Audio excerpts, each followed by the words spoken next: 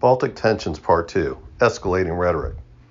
The Russian Foreign Ministry summoned the Finnish ambassador to protest its recent signing of a bilateral agreement with the United States that allows the stationing of troops and equipment in Finland in both the Baltic Sea coast and the Lapland close to the Arctic.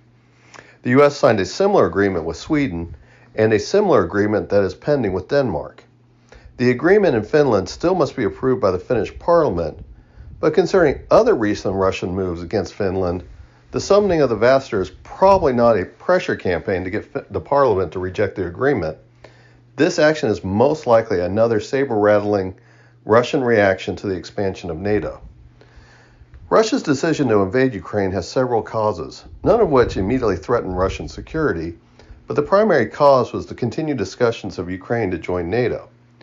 Ukraine acceptance in NATO would put a sizable and hostile nation on Russia's long southern European border, and Ukraine NATO membership has been a public red line for Russia and would be another step of NATO pushing further east and closer to the Russian border. This would further erode the geographic buffer zone that Russia and Soviet Union has desired to separate itself from the West since the end of World War II. Russia made the decision, despite no imminent security threat, to invade Ukraine, which had some immediate consequences to Russia and its security. The first was the rallying of NATO countries to respond to this Russian aggression that NATO leaders have long been fearful over. When Ukraine, unlike 2014, put up a spirited defense, this gave NATO an opportunity to pour in military aid to help the Ukrainians stay in the fight and eventually stabilize the front lines. They were able to inflict heavy casualties on the Russians, but have sustained heavy casualties themselves. The Russian invasion refocused NATO from its complacency on defense spending and has put new priority on reconstituting armed forces that have been in a state of neglect that in some countries have lasted decades. This is something that Russia did not foresee. The other result is that NATO added one new member, Finland, and one pending, Sweden, that placed two countries with sophisticated militaries in the Baltic and Finland itself with an 830-mile-long border with Russia. Russia's decision to invade Ukraine to keep its 1,430-mile border from becoming a potential NATO border created an actual 830-long-mile NATO border. This was another cost of Russia's decision to invade Ukraine because it changed the security status quo in Eastern and Northern Europe. The Russians have recreated the Leningrad military district in response to the northward expansion of NATO. The border between Finland and Russia has now been closed due to Russia sending African and Middle Eastern migrants through Russia to Finland to seek asylum. This is a move that Finland says is an attempt to destabilize Finland. Russia, in summoning the Finnish ambassador, accused Finland's decision to join NATO had changed Finland from being a good neighbor to one of confrontation that is now possible.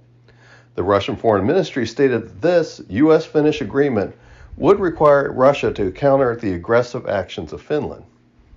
The Russians are now considered on a war footing as it steps up production of munitions and has signed agreements with Iran and North Korea to provide arms to bridge the gap until production is fully ramped up.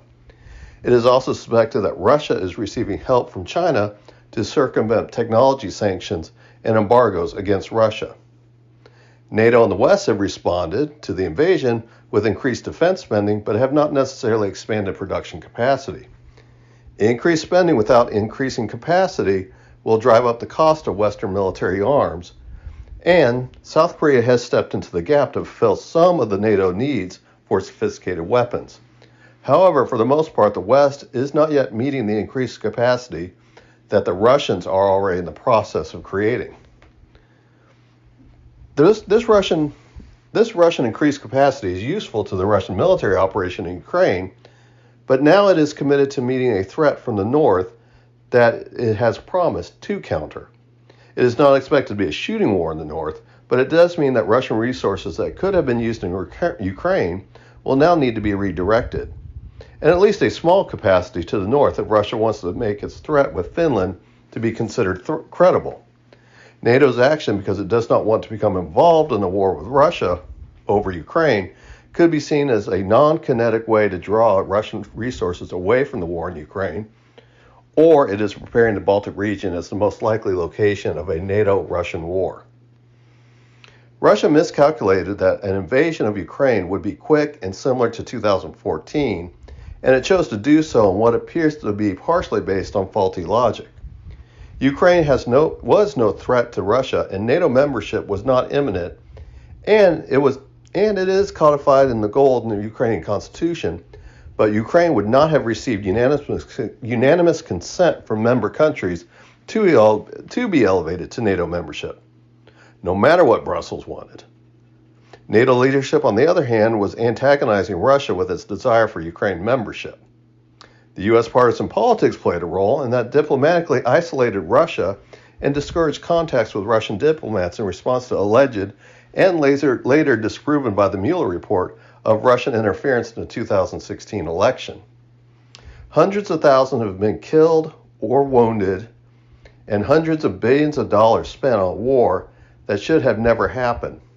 Pursuing a peace or an armistice is preferable to preparing for the war to be expanded into the Baltics, but it appears that election politics will keep this from happening, as Putin has decided to run for re-election in March 2024, and Biden runs for re-election in November 2024. Either party is most likely to rally their base instead of finding common ground to end the war, at least until Putin's re-election and the expected Russian winter offensive.